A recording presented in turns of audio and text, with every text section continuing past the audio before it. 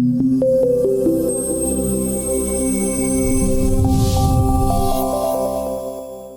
name is Nigel Jacob. I am the co-chair of the Mayor's Office of New Urban Mechanics in Boston. Great.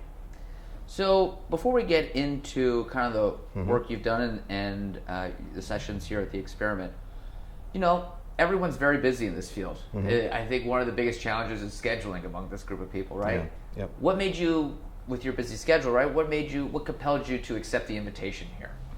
So this, as you say, this is a very young field, and there's a lot of different things that are going on all over the place. People are doing very different things, and it's incredibly hard to keep track of what everybody's up to.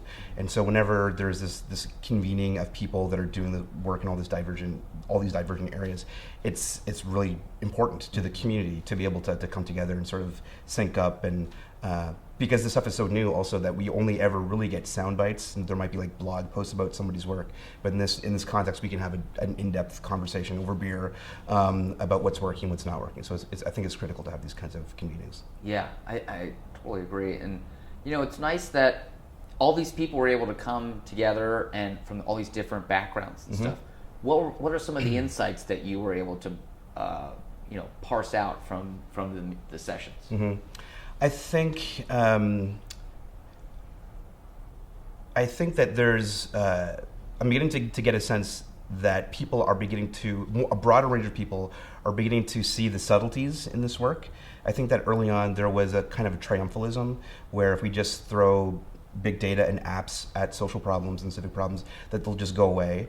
And there's certainly still some of that out there, but in the discussions I'm having, I'm really glad to see that people are beginning to move beyond that, to say, to the next level of detail, to say, what is actually working? Like, how do we, when we roll out an app or a visualization or whatever it is, how do we determine whether or not it had any impact? And so I've heard some really interesting people talking about the kinds of, thinking about research, like real research that they can do on these topics. So I think that's been great to see. Yeah, and I've heard that echoed a few times from other people as well, that we're on this everything, all the apps are on top of each other, but now we're getting into more of the systemic changes as well. Yep, exactly. So in your work, what kind of solutions are you focused on? So our work in urban mechanics is entirely about rethinking the way that government and the public can work together to solve problems. So that gives us a very broad palette from which to draw. So we develop two broad classes of things, or we work in two broad ways. The first is that we work with local civic innovators or civic entrepreneurs, people that are trying to take on local problems and change the status quo in their communities. So that can be everything from like health issues to crime issues to education issues, whatever they are. So that the kinds of solutions that are developed are everything from like mobile apps that support autistic kids in learning new tasks, to games that are designed to enable more substantive and thoughtful public deliberation, to design charrettes that are intended to enable the public to rethink public space. So a very broad range of things there. On the flip side of that work, we do a lot of work as an R&D lab where we're just building things ourselves. And so in that case, we've been developing a whole arc of work around trying to be thoughtful about how technology can be used to enable that kind of engagement. And in particular, we have this idea of moving from the current trend in technology, which is transactional, right? So see something, do something of that sort, to a more relational model, so that we can begin to rethink the nature of trust and relationships between the public and government, and also the public and the public, government, and so on. Can you speak a little bit more about the relationship with technology? Sure. So in the traditional model, in the use of mobile phones, we've done things like transit apps or apps that allow you to report requests for service or complaints to the city, right? And that model essentially is based on this transactional mode of interacting with government, right? Where you do something and you get something in return. And there's nothing wrong with that. And in many ways, that is like the way I think a lot of people think in terms of like government services.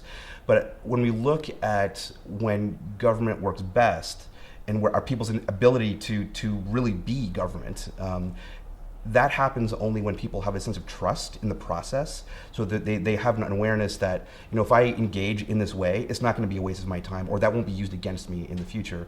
So the issue of moving from transactional to relational trust building, I think, is really key. And we think that we can get at that by introducing like upselling moments to people, right? So that maybe you report a series of potholes or whatever it is, sort of the more transactional stuff.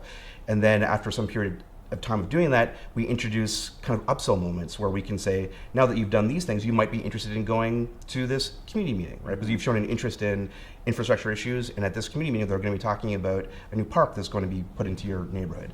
And so in this way that we can sort of get people to be part of the process and so on. So that's a big challenge in itself. What are some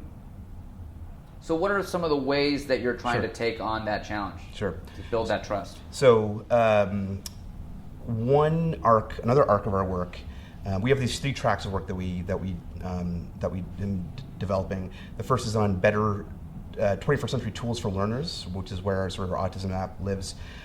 Clicks and Bricks, which is looking at rethinking the physical infrastructure of the city, the streetscape. And the third is participatory urbanism, which is really a sort of grassroots, community level democracy and deliberation. And in that work, we've been over 5+ years now, been looking at how games and game dynamics and game mechanics can be used to change public deliberation, right? And so the standard, in this country and certainly in the Northeast, in New England, there is a strong tradition of town hall meetings, right? And those worked because people had a trust in each other, in the community, right? They had shared goals and so on. Obviously, that model really hasn't changed much in 400 years and has not been adapted to suit the modern world. And so when we look at how community meetings currently work, they don't, generally speaking, not only because of scale, but because the problems that are being undertaken are in some cases harder or broader, and you often see entrenched positions of people. You see uncivic behavior in these kinds of meetings where you see lots of yelling and so on. And so our interest was in rethinking that piece of the civic dialogue, the community meeting, as a way of building trust as well as empathy for people across different sections of their community, because that's one of the issues, right? When they come together in these meetings, there's a range of different constituencies there, right? There's not just socioeconomic, but you've got people that have been born in the community versus those that are immigrants and so on. So it creates very kind of confrontational situations. And so the thought was, if we can use game dynamics, that we could possibly leapfrog beyond some of the initial turf staking that we see, right? So when people come to these meetings, you can see it. You can watch it in the room happening during the setup, where people will go and sit in their little cliques, and you can literally watch them ready to shoot their hand up and then expound on whatever their issue is, regardless of what everyone else is talking about. Because there's essentially no sense of empathy across those different groups to say, well, I have my position, but I understand that you have yours, and we need to figure out some common ground here. So the thought was, by changing the psychology of the situation, and with games, right? So the idea, one of our first experiments was, if by using a game platform that would be the medium of deliberation, it has an immediate effect. And the immediate effect is the startup problem, right? So people come, they log onto the game, it's in a shared space, and immediately the question of what do I do now is there, right? So that disperses the initial problem, right? So the psychology is different. And inevitably you've got some people that know how to use the platform better than others, and so there's people trying to say how do I change my hair color for my avatar and so on. So it changes the dynamic totally, and then it gives you an entree into saying, great, now that we're up and running on the platform, we're going to give you a series of missions where you'll learn about the issue. So in this way, we can change the psychology of the situation, build empathy through using role play, for example, and then hopefully improve the nature and the quality of the dialogue. It sounds like it's trying to get everyone to detach from their own partisanship and then remember that they're there for the collective problem. They're part of a community. Yeah. That's absolutely cool. Yeah. I think that there's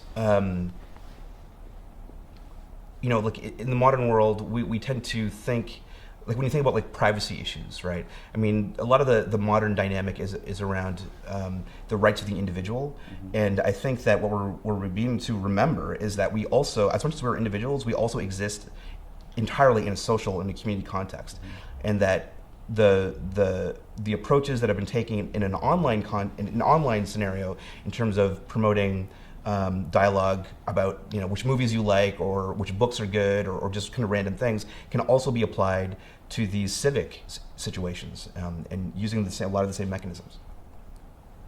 And it seems like it's also a way of seamlessly integrating into the lives of people as well. I mean, with games being so ingrained in every part of our lives now, right? So it's a nice motivating factor. And would you say that is like a structural change to the government, to governance in a way that you would be promoting, that to use the change of psychology in the way they operate? Yeah, I think so. I think it instantly creates a scenario in which government, or frankly any of the people that are involved in the governance problem, not just government but also local big institutions and so on, are instantly then brought into the situation where they have to be thinking about how to more effectively connect with people, right? So the problem traditionally has been how to give people better information so that they can make better decisions.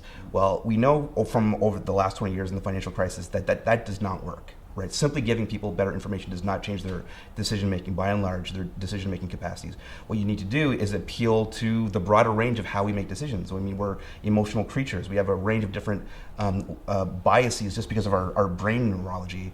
And so we need to be thinking in those terms. And so empathy, a sense of connection between people, these are important elements of the decision-making process. And so government needs to bring itself to that realization and say that we need to be using those as mechanisms by which to connect with people.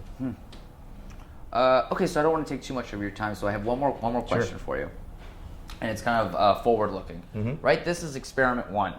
And we like to call it an experiment because we want to keep experimenting and we want to keep making things better. Yep. What should experiment 2 look like? I think experiment 2, so one of the things that we have here, if the format was generally similar, we have an incredible network of people with a huge range of skills. I think experiment 2 should be something along the lines of maybe framing up some specific big problems that people can get behind, diving into them a little bit, and then finding the right way to tap the energy and the brain power to actually take these issues on, not just in a conceptual way, but also thinking in terms of scoping an experiment and learning from that experiment. So yesterday someone brought up the notion of rethinking the governance model around ICANN. I mean, that's a big hairy problem, right? And so I think that would be really interesting, to look at the process of designing the process. I think is really interesting, and we could approach the problem not in the conventional way of people just like a small group of people on a blackboard somewhere, but we could say we're going to try a range of different experiments over the next year. What should those 5 experiments look like, and how do we test them? How do we know that what we've learned from them, and that will then inform the rest of the design process? I think that might be really interesting. Excellent. Thank you so much.